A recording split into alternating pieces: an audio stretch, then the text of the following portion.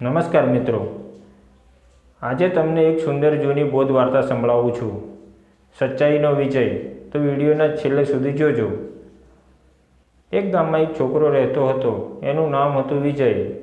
વિજય હંમેશા સત્ય બોલતો, પણ ગામના બીજા છોકરાઓ ક્યારેક ખોટું બોલી પોતાના કામ ચલાવી લેતા.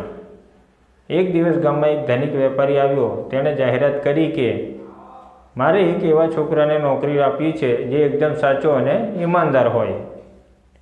ઘણા બાળકો તેની પાસે આવ્યા. વેપારીએ દરેકને એક એક બીજ આપ્યું અને કહ્યું, આ બીજ વાવો. 3 મહિના પછી જે બાળક સૌથી સુંદર છોડ લઈ આવશે એને હું નોકરી આપીશ. બધા છોકરાઓ ખુશખુશાલ થઈ બીજ લઈ ગયા અને વાવી દીધું. પણ વિજયનું બીજ કેટલાય પ્રયત્ન પછી પણ ઉગ્યું જ નહીં.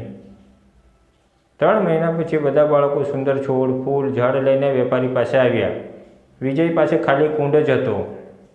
બધાએ એની મજાક ઉડાવી, પણ વિજય હિંમત કરી સચ્ચાઈથી કહ્યું, માફ કરજો, હું છોડ ઉગાડી શક્યો નહીં. કેટલું પાણી આપ્યું છતાં કુંડો ખાલી જ રહ્યો.